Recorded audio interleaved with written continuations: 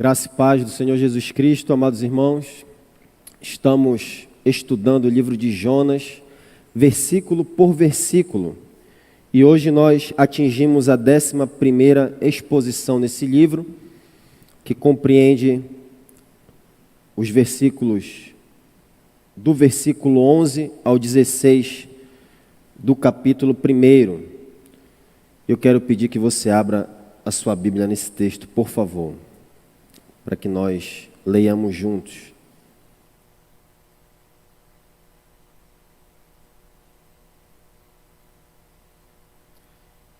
Jonas 1, do 11 ao 16. Disseram-lhe os marinheiros, aqui no caso: que te faremos para que o mar se nos acalme? Porque o mar ia se tornando cada vez mais tempestuoso. Respondeu-lhes: tomai-me e lançai-me ao mar, e o mar se aquietará, porque eu sei que por minha causa vos sobreveio esta grande tempestade. Entretanto, os homens remavam, esforçando-se por alcançar a terra, mas não podiam, porquanto o mar se ia tornando cada vez mais tempestuoso contra eles. Então clamaram ao Senhor e disseram: ah, Senhor, rogamos-te que não pereçamos por causa da vida deste homem, e não façais cair sobre nós este sangue, quanto a nós inocentes, porque tu, Senhor, fizeste como te aprouve. E levantaram Jonas e o lançaram ao mar, e cessou o mar da sua fúria. Temeram, pois, estes homens em extremo ao Senhor, e ofereceram sacrifícios ao Senhor e fizeram votos. Vamos orar. Santo Deus, lâmpada para os nossos pés é a Tua palavra e luz para os nossos caminhos. Ilumina agora o nosso entendimento, abre os olhos do nosso entendimento com grande luz, para que compreendamos e apliquemos a Tua palavra nas nossas vidas, em nome de Jesus. Amém. No nosso estudo anterior, nós vimos que Jonas foi descoberto no seu pecado e os marinheiros fizeram um interrogatório a ele. Naquele interrogatório, nós observamos que a confissão de Jonas era contraditória. E hoje nós vamos examinar a continuidade dessa história. Nós já examinamos no versículo 5 deste capítulo 1, que os marinheiros, para sobreviver àquela violenta tempestade, eles clamaram cada um ao seu Deus e lançaram a carga do mar a carga que estava no navio. Mas eles não tiveram sucesso. Na verdade, depois que eles descobriram o crime de Jonas e o interrogaram, o versículo 11, que nós lemos, nos diz que o mar ia se tornando cada vez mais tempestuoso. Por isso, os marinheiros se desesperaram e perguntaram a Jonas no versículo 11, acompanhem na sua Bíblia: que te faremos para que o mar se nos acalme? Toda essa agonia dos marinheiros diante dessa violenta tempestade significa que eles estão tendo pela primeira vez na vida uma real experiência com Deus. É importante lembrar a vocês, nós já vimos isso, que esses marinheiros, eles eram pagãos politeístas, provavelmente fenícios. Uma das principais divindades dos fenícios, nós já mencionamos isso também, era Baal, o deus das tempestades, e provavelmente os marinheiros clamaram a Baal ali também naquela ocasião.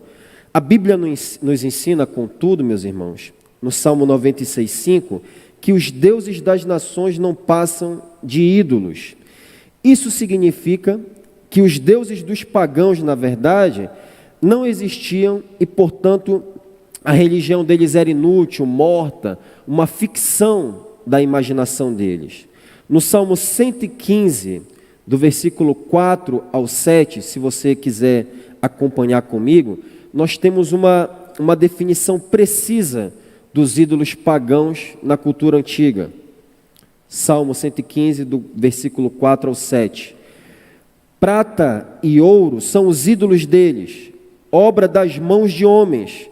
Tem boca e não falam, tem olhos e não veem, tem ouvidos e não ouvem, tem nariz e não cheiram, suas mãos não apalpam, seus pés não andam, som nenhum lhes sai da garganta. Na própria Escritura, no primeiro livro de Reis, capítulo 18, nós temos uma perfeita ilustração desse Salmo 115, exatamente com Baal.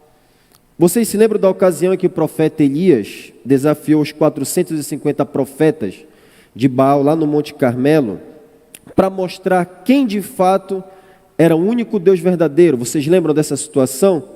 Elias propôs que 2 novilhos esquartejados fossem colocados sobre o altar. Em seguida, Elias invocaria a Deus e os 450 profetas invocariam a Baal. O Deus que respondesse com fogo, naquela ocasião, seria o Deus verdadeiro. Os profetas de Baal, vocês devem lembrar, eles passaram um dia inteiro gritando, dançando em volta do altar e se cortando com facas e espadas até de sangrarem.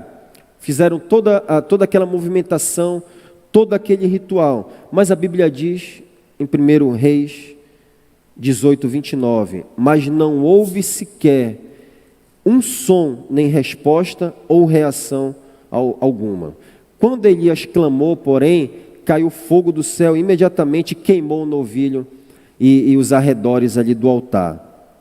Os marinheiros naquele navio a caminho de Tarsis, eles também passaram pela mesma decepção que os profetas de Baal. Eles clamaram, choraram e provavelmente, repito, o próprio Baal foi invocado ali naquela ocasião. Mas não houve nenhuma resposta, nós já vimos isso. Pelo contrário, a situação até ficou pior na altura do versículo 11, conforme nós lemos. O mar ia se tornando cada vez mais tempestuoso. Agora, a questão importante é, no que consiste essa experiência dos marinheiros com Deus? Em primeiro lugar, essa experiência dos marinheiros com Deus passa pela compreensão de que Deus é o Criador Todo-Poderoso e que Ele está irado contra o pecado. Quando nós examinamos as Escrituras, nós constatamos que esse daqui é um método característico de Deus introduzir-se a si mesmo, dele apresentar a si mesmo. Observem o livro de Gênesis. A Escritura nos diz, a Escritura ela é a autorrevelação de Deus, e Gênesis é o princípio dessa autorrevelação de Deus, é o começo.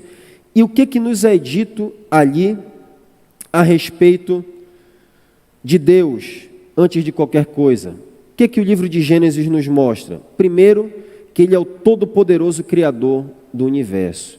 E em seguida, por ocasião da queda, nos é revelado ali que Ele odeia o pecado. E isso é evidente na punição que Ele aplicou em Adão, em Eva e na serpente, que é Satanás. Isso daí está lá em Gênesis, capítulo 3, do verso 14 ao 19. Em toda a Escritura, essa é a primeira manifestação da ira do Todo-Poderoso Criador. Agora, permita-me lembrá-lo também, querido irmão, do episódio das 10 pragas do Egito, que estão registradas no livro de Êxodo, do capítulo 7 ao 12. Nós temos ali, de uma forma muito clara e assombrosa, que Deus ele é o Criador Todo-Poderoso, que odeia o pecado, e Ele está movendo toda a natureza para punir particularmente o pecado do faraó.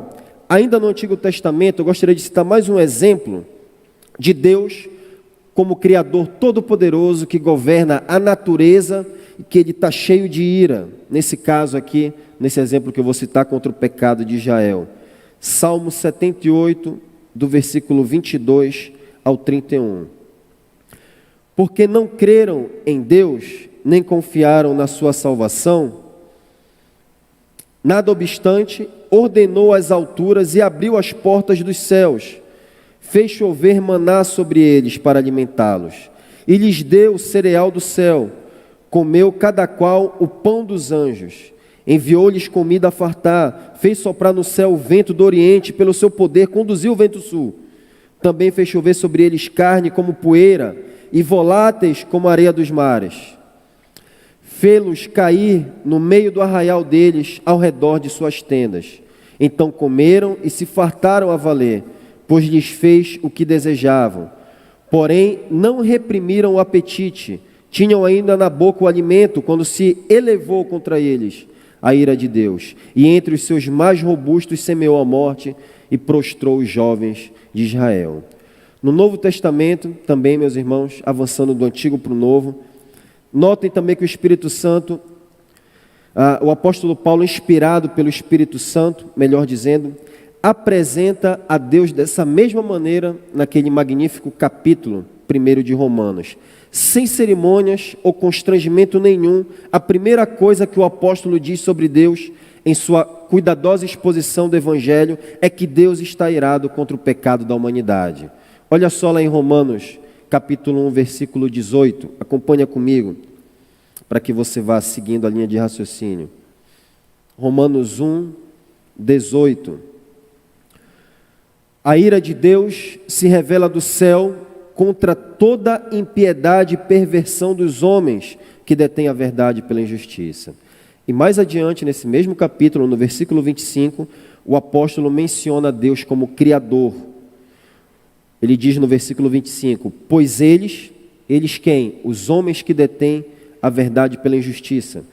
Eles mudaram a verdade de Deus em mentira, adorando e servindo a criatura em lugar do Criador, que é bendito eternamente. Amém. O mesmo método é utilizado pelo apóstolo quando ele prega aos filósofos atenienses lá no capítulo 17 de Atos, se você quiser retroceder para o livro de Atos. Paulo começa apresentando a Deus como Criador para repreender a idolatria dos atenienses. Atos 17, 24. Paulo diz assim em Atos 17, 24. O Deus que fez o mundo e tudo que nele existe, sendo ele Senhor do céu e da terra, não habita em santuários feitos por mãos humanas. Está aqui Deus como Criador. E no final do discurso dele aos filósofos atenienses, Paulo, no versículo 30 e 31, especialmente o 31, ele apresenta a realidade da ira de Deus. Paulo diz o seguinte, versículo 30 e 31 do capítulo 17.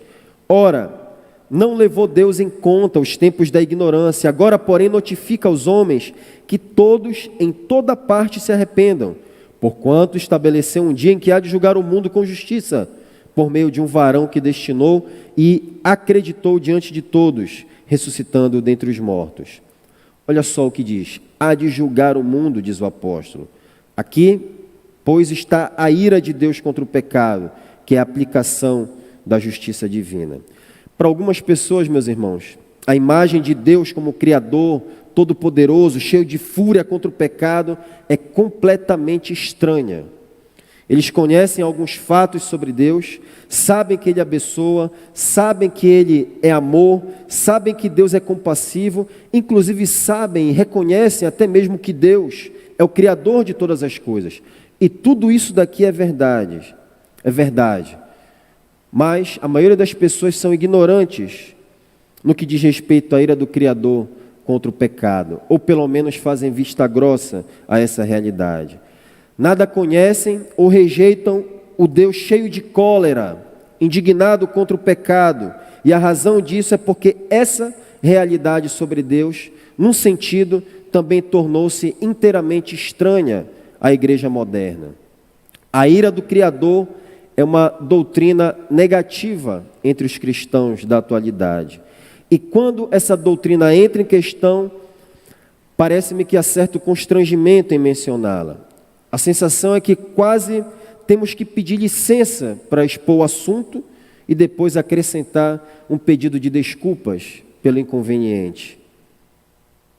Mas a verdade, meus irmãos, é que as pessoas não podem sequer começar a conhecer o único Deus verdadeiro, se não considerarem com muita reverência que Deus está irado contra o pecado e por isso Ele manifesta cada dia o seu furor. Salmo 7:6.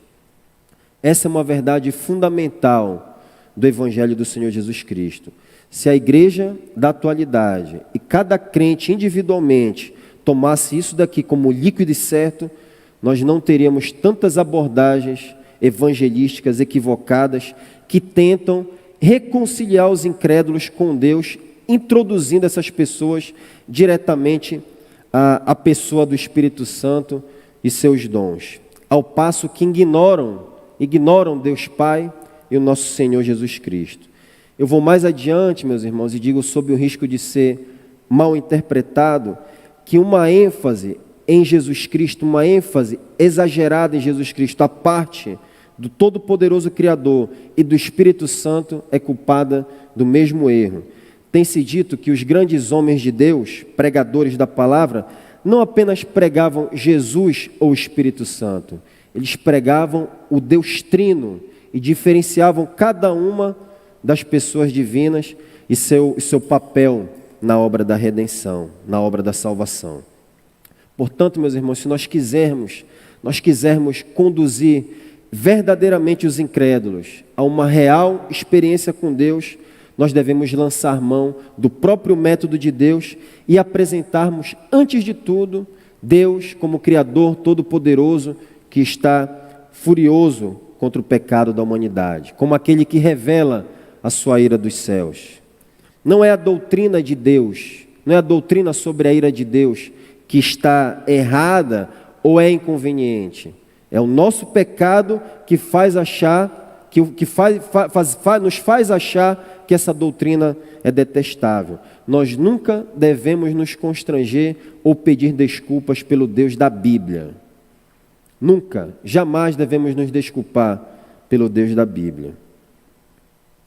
Em segundo lugar, essa experiência dos marinheiros com a fúria do Criador Todo-Poderoso os conduz necessariamente a um estado de desespero, de aflição, de terror.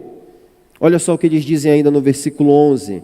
Que te faremos para que o mar se nos acalme? Nós já vimos que no versículo 5, os marinheiros, cheios de medo, clamavam cada um ao seu Deus para escapar daquela violenta tempestade. Eu quero lembrar vocês que nós já vimos isso no original hebraico. A palavra clamor indica um grito de forte aflição, acompanhado de choro. Então aqueles marinheiros estão desesperados, chorando, clamando a Deus. E agora no versículo 11, sem dúvida, sob esse mesmo terror ainda, porque o mar estava se tornando cada vez mais revolto, os marinheiros estão perguntando a Jonas como escapar da fúria do Criador Todo-Poderoso. Em outros lugares, meus irmãos, a Escritura nos mostra que o desespero é uma experiência que ela vem necessariamente após vislumbrar a ira de Deus como algo iminente. Observem Adão, escondido entre as árvores do jardim, dizendo a Deus, tive medo e me escondi. Nós temos um outro exemplo disso no Antigo Testamento, na ocasião em que os israelitas murmuravam contra Deus, insatisfeitos com a sua condição no deserto, lá em Números 11. Números 11 nos é dito que a murmuração dos israelitas deu lugar, de repente, a um clamor de desespero quando eles estiveram diante da ira de Deus, quando o Senhor inflamou a sua ira contra eles. Números 11, 1 e 2 diz assim, ouça com atenção. Aconteceu que o povo começou a queixar-se das suas dificuldades aos ouvidos do Senhor. Quando ele os ouviu, a sua ira acendeu-se, e fogo da parte do Senhor queimou entre eles, e consumiu algumas extremidades do acampamento. Então o povo clamou a Moisés. O efeito da ira de Deus foi levar aquele povo murmurador a essa situação de desespero, pedindo alívio. Além disso, meus irmãos, os próprios ninivitas aqui nesse livro de Jonas são tomados de grande angústia quando o profeta prega o juízo de Deus contra aquela cidade pagã. No Novo Testamento, nós temos também um notável exemplo disso daqui. Vocês se lembram daquele sermão que Pedro pregou lá em Atos 2 para os fariseus após o Pentecostes? Pois bem, depois dos fariseus ouvirem Pedro dizer que Jesus era o Cristo de Deus, que eles haviam rejeitado e matado, nós podemos aqui inferir do texto, o texto diz que eles foram tomados de aflição, e nós podemos inferir que essa aflição é pela culpa e expectativa de juízo divino. Atos 2, 37, tem essa reação dos fariseus semelhante à dos marinheiros. Atos 2, 37. Quando ouviram isso, os seus corações ficaram aflitos. A palavra traduzida aqui por aflição, no grego, significa literalmente perfurar, cortar, indicando aqui uma profunda perturbação, profunda aflição. E o texto continua indicando como os fariseus externaram essa profunda aflição. Olha só o que eles dizem em Atos 2,37. E eles perguntaram a Pedro e aos outros apóstolos, irmãos, que devemos fazer?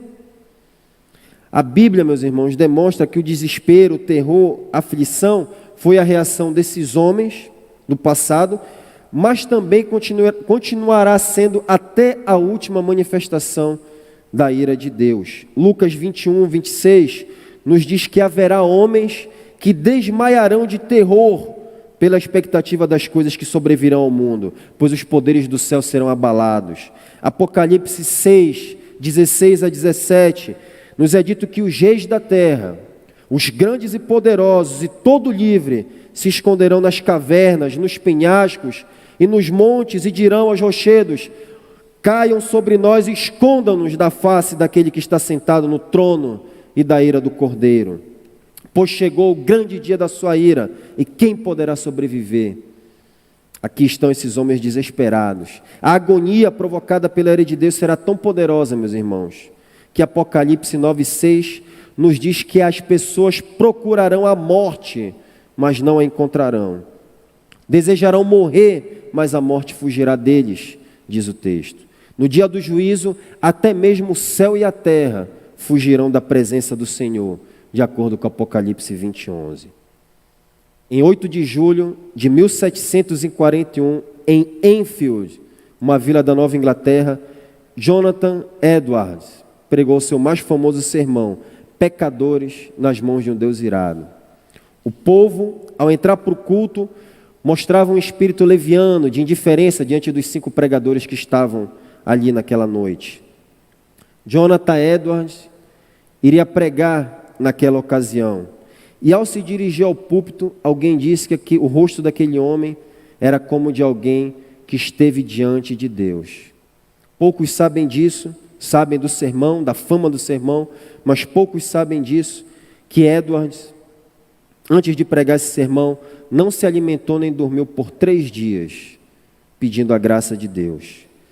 Sem qualquer gestos, encostado, com o braço na tribuna, no púlpito, segurando o seu sermão perto do rosto, quase memorizando o que ele falava com a voz monótona. Edwards não era um bom orador. Ele discursou sobre o texto de Deuteronômio 32, 35. Ao tempo em que resvalar o seu pé. E depois de explicar essa passagem aqui, Edwards acrescentou que nada evitava por um momento que os pecadores caíssem no inferno. Com alguns, era possível, Edwards disse, que Deus estava mais encolerizado, mais irado com alguns dos ouvintes ali naquela ocasião, do que com muitas pessoas que já estavam no inferno. Que o pecado era como um fogo encerrado dentro do pecador e com a permissão de Deus pronto para se transformar em fogo e enxofre. E que somente a vontade do Deus indignado os guardava da morte instantânea. E Edwards prosseguiu aquele sermão aplicando o texto ao auditório dizendo: aí está o inferno com a boca aberta. Não existe coisa alguma sobre a qual você pode se firmar e segurar. Entre você e o inferno existe apenas a atmosfera. Há atualmente nuvens negras da ira de Deus pairando sobre a sua cabeça, predizendo tempestades espantosas, com grandes trovões. Se não existisse a vontade soberana de Deus, que é a única coisa para evitar o ímpeto do vento agora, você seria destruído e se tornaria como palha da eira. O Deus que segura você sobre o abismo do inferno, mais ou menos como o homem segura uma aranha ou outro inseto nojento sobre o fogo, durante um momento, para deixá-lo cair depois, está sendo provocado em extremo. Não há que admirar se alguns de vocês, com saúde, calmamente sentados aí nos bancos, passarem para lá antes de amanhã. O resultado desse sermão, meus irmãos, foi como se Deus arrancasse um véu dos olhos da multidão para contemplar a realidade e o horror da posição em que eles estavam. Nessa altura do sermão, o sermão foi interrompido pelo grito das pessoas, homens e mulheres clamando: oh, o que faremos? O que faremos para Cristo nos salvar? E agora, desesperados, gritando, algumas pessoas inconscientemente se agarravam às colunas do templo, aos bancos, imaginando que o abismo do inferno ia se abrir a qualquer momento sob os pés delas. Foi como se um furacão, meus irmãos, soprasse ou destruísse uma floresta. Durante a noite toda, a cidade de Enfield ficou como uma fortaleza, como uma cidade em guerra, sitiada. Ouvia-se em quase todas as casas conta a história, o clamor das almas que até aquela hora confiavam em sua própria justiça. Eles esperavam que a qualquer momento, tamanho desespero, tamanha realidade da presença de Deus, que Cristo a qualquer momento ia descer dos céus, com seus santos anjos e os apóstolos do lado, para julgar aquele mundo, para o juízo final. Edwards nunca terminou o sermão Pecadores nas mãos de um Deus irado, na cidade de Enfield. O tumulto se tornou tão grande, a gritaria foi tão intensa, o desespero foi tão aterrorizante, que ele nunca conseguiu seguir adiante naquele sermão. Mas o impressionante é que os efeitos desse sermão, embora não terminado, foram ainda mais assustadores. Aquelas pessoas foram tomadas pela graça de Cristo. E um dos ministros presentes naquela noite disse: várias pessoas foram esperançosamente mudadas. Oh, que prazer e alegria ver Cristo em seus semblantes. Nenhum pecador, meus irmãos, jamais permaneceu, nem permanecerá impassivo diante da fúria do Criador Todo-Poderoso. Deus perseguirá resolutamente o pecador até que ele se desespere da sua própria vida, clamando: que farei para escapar da ira do Criador onipotente? Você conhece algo dessa experiência, dessa angústia, dessa profunda perturbação? Pois saiba que mais cedo ou mais tarde, se você não desistir da sua rebeldia à vontade de Deus, você terá que experimentar os terrores da fúria divina.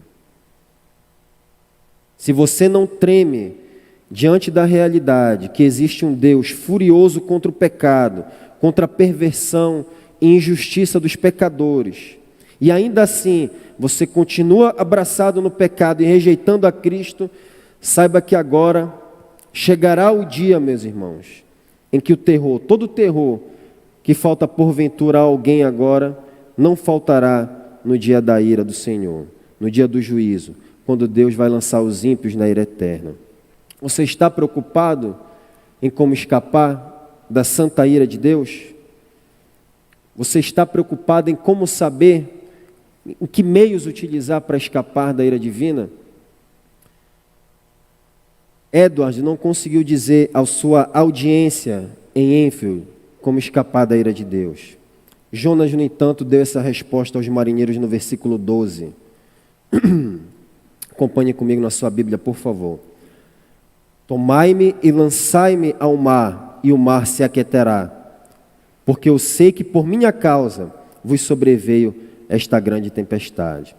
A essa altura, parece que a atitude de Jonas pedir que o lançassem ao mar é uma expressão do verdadeiro arrependimento do profeta, de profunda compaixão aqui. Os comentaristas bíblicos disputam sobre isso daqui. Alguns acreditam que isso é uma prova inconteste do arrependimento de Jonas, que houve uma mudança radical aqui na vida do profeta.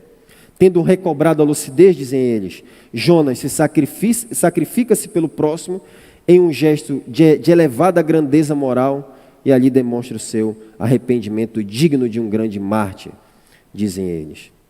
Mas, no entanto, meus irmãos, tenho algumas razões para acreditar que Jonas não desistiu de sua desobediência e, portanto, o que a sua atitude significa ali naquela ocasião é que ele prefere morrer do que ceder à vontade de Deus de ir para ir evangelizar o povo de Nínive. Em primeiro lugar, porque não há uma linguagem de arrependimento da parte de Jonas em nenhum momento. Observem o Salmo 51, a exposição clássica do Antigo Testamento sobre essa questão do arrependimento. Na linguagem de Jonas, nós não temos nada do homem em agonia, em desespero, clamando ao Senhor por misericórdia e confessando sua culpa contra Deus.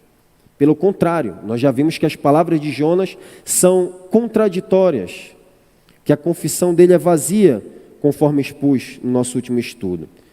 Em segundo lugar, em nenhum momento há uma disposição de Jonas voltar e executar a comissão que Deus havia dado para ele e a Nínive. E quando ele realmente se arrepende, no capítulo 2, ele retorna a Nínive e prega conforme a vontade de Deus. Em terceiro lugar, a terceira razão por que Jonas não se arrependeu, está no capítulo 4 desse livro. Lá no capítulo 4 nós vamos ver que Jonas tem uma atitude semelhante quando é confrontado por Deus. Ele prefere morrer do que ver Deus derramando graça a Nínive.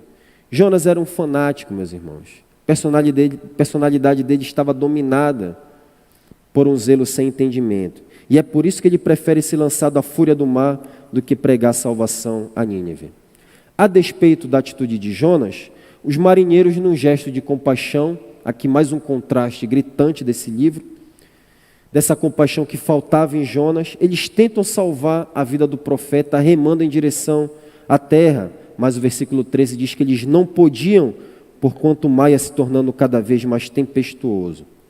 Então os marinheiros, não vendo outra alternativa para salvar a vida de Jonas, o versículo 14 nos diz que eles oram a Deus, reconhecendo a justiça divina ali naquele caso, e em seguida levantam Jonas e lançam ele ao mar, e a fúria do mar cessa ali no momento. Diz isso no versículo 15. Apesar da atitude endurecida de Jonas, meus irmãos, Jonas está representando aqui uma importante realidade na história da redenção, a necessidade de um sacrifício substitutivo para remover a ira de Deus sobre nós. O sacrifício de Jonas exerce o mesmo papel do bode expiatório no dia da expiação de Israel. Naquele dia do ano em que Israel lidava com seu pecado, Deus ordenou que o sumo sacerdote viesse até o tabernáculo com 2 bodes vivos. Um dos bodes era escolhido pela sorte, seria sacrificado pelo pecado. O outro, o bode expiatório, era solto no deserto. Isso daqui está lá em Levítico 16, do verso 7 ao 10. Até mesmo, olha só a semelhança, até mesmo o uso intencional da sorte identifica Jonas aqui com o bode expiatório. Ao mesmo tempo, o sacrifício de Jonas antecipa um sacrifício muito superior e final, que é a morte do nosso Senhor Jesus Cristo. E foi o próprio Senhor Jesus Cristo quem comparou a morte dele com Jonas, com a morte de Jonas, entre aspas, em Mateus 12:40. Olha só o que disse o Senhor Jesus. Assim como Jonas esteve 3 dias e 3 noites no ventre do grande peixe, assim o Filho do Homem estará 3 dias e 3 noites no coração da terra. Evidentemente, existe um contraste aqui abismal entre Jonas e Jesus. Jonas é culpado do seu próprio pecado por desobedecer à vontade de Deus. Jesus era inocente e recebeu os pecados da humanidade em obediência à vontade de Deus. Jesus morre para salvar os pecadores da ira de Deus. Jonas decide morrer porque ele não quer salvar os pecadores da ira de Deus. Jonas não morreu, ele apenas afundou no oceano ali naquela ocasião, até que foi engolido por um peixe. Jesus realmente morreu submerso no mar da fúria de Deus. O sacrifício de Jonas, queridos irmãos, nos ensina a verdade fundamental de que o único caminho para escaparmos da ira de Deus é o Senhor Jesus Cristo por meio da sua morte na cruz. Na cruz do Calvário, Jesus se lançou voluntariamente no mar da fúria de Deus em nosso lugar. Embora Deus esteja irado contra o pecado, nós vimos isso, e que Cristo, estamos vendo agora, é o único que pode nos salvar da ira vindoura, ainda existem pessoas que se esforçam, insistem em escapar da fúria divina por meio dos seus próprios esforços, como os marinheiros que remavam em direção à terra naquela ocasião. Essas pessoas ouvem sobre a realidade inevitável do Todo-Poderoso Criador, indignado contra o pecado. Ouvem também sobre a graça e a misericórdia de Deus na pessoa de Jesus Cristo para salvar a humanidade, mas permanecem em silêncio nos últimos bancos da igreja, enquanto o mar vai ficando cada vez mais tempestuoso. O que elas querem ouvir, na verdade, é possível, é o falso evangelho que infelizmente tem dominado parte da igreja.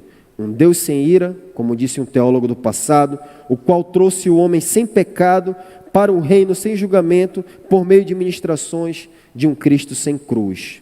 Essa é a sua condição, meu amigo.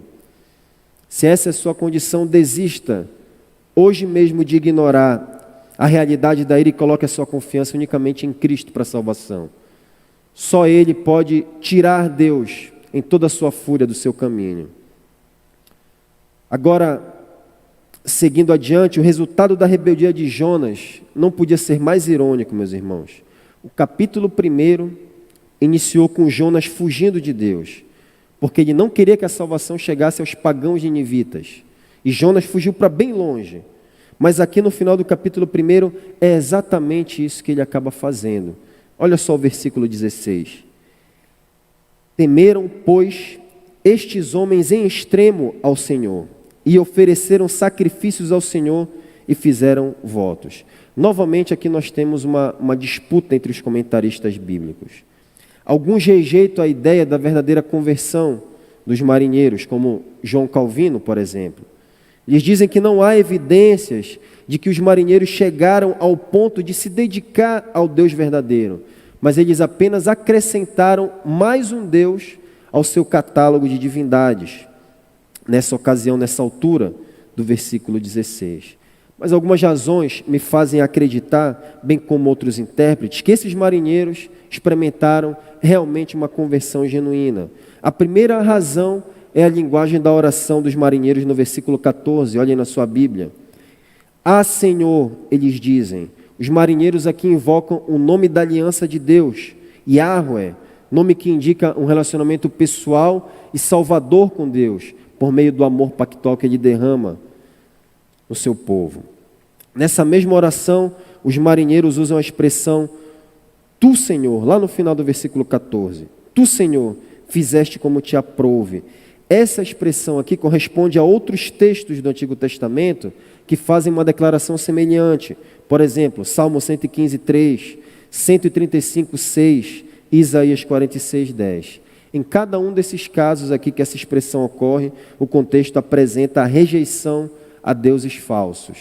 Portanto, é sensato nós supormos que isso se aplica aqui também. A segunda razão que esses marinheiros verdadeiramente se arrependeram é que no versículo 6 nos é dito que eles temeram, versículo 16, nos é dito que eles temeram em extremo ao Senhor. A palavra temor aqui tem um sentido de adoração, conforme traduz a Nova Versão Internacional. Olha só como a Nova Versão Internacional coloca. Ao verem isso, os homens adoraram ao Senhor com temor, oferecendo-lhe sacrifício e fazendo-lhe votos. E esse sentido de adoração é reforçado ainda mais pelas expressões seguintes, que são a minha terceira razão. Está no versículo 16. E ofereceram sacrifícios ao Senhor e fizeram votos. Embora nós não saibamos, não dá para dizer o que esses marinheiros sacrificaram, considerando que eles não conheciam os procedimentos sacrificiais lá de Levítico, eles parecem ter entendido aqui de alguma maneira que eles precisavam fazer algum tipo de oferta para a expiação do seu pecado. Já os votos que eles fizeram aqui, em seguida, devem provavelmente ser entendidos como uma confissão de fidelidade pactual. O próprio Calvino, que eu mencionei a vocês, que não acredita na conversão genuína dos marinheiros, parece ter sido tentado acreditar aqui que os marinheiros se converteram verdadeiramente. Olha só o que ele escreve. Quando, então, os marinheiros fizeram um voto a Deus, eles renunciaram a seus próprios ídolos. Agora, então, fizeram seus votos ao único Deus verdadeiro, pois sabiam que suas vidas estavam em sua mão. Parece que é um conflito aqui na linguagem do comentarista. E eu acrescento aqui, por fim, que o fato dos votos terem sido feitos após a fúria do mar, após o cessar da fúria do mar, e não antes, é bastante significativo aqui nessa ocasião. Porque isso daqui indica que não era aquele tipo de voto superficial, fruto de uma religião vazia, aqueles votos que são feitos apenas em situações aflitivas, sem o real interesse de cumpri-lo, depois que as circunstâncias melhoram. Todos nós sabemos algo sobre essa realidade. Então, tendo como líquida e certa a salvação dos marinheiros aqui, meus irmãos, a verdade que nós apreendemos disso é que, apesar da atitude antimissionária de Jonas, Deus demonstra que na sua soberania, pela graça de Jesus Cristo, Ele salvará os perdidos, que Ele cumprirá a grande comissão a despeito de nossas imperfeições e desobediência. Mas, com certeza, isso daqui não é uma justificativa para nossa letargia e desobediência no que diz respeito à tarefa missionária. É muito melhor, e como é muito melhor, nós nos engajarmos na obra, no mandato missionário de Deus, com coração voluntário, alegre, pelas doces influências do seu Espírito, ao invés de nós termos que ser disciplinados pelo Senhor e só então nós nos levantarmos a contragosto para mostrar a verdade de Deus ao mundo. Diante da realidade da ira, meus irmãos, mas também da misericórdia daquele que fez o mar e a terra, a palavra de Deus clama que os pecadores entreguem as suas vidas a Cristo sem demora, porque a ira de Deus não tarda. E que a igreja, por outro lado, anuncie a todo mundo que Cristo é o único que pode livrar os homens do mar da fúria de Deus. O seu amor é o único que pode cobrir o mar da fúria de Deus. Que Deus nos abençoe e abra os nossos olhos para essa realidade. Amém.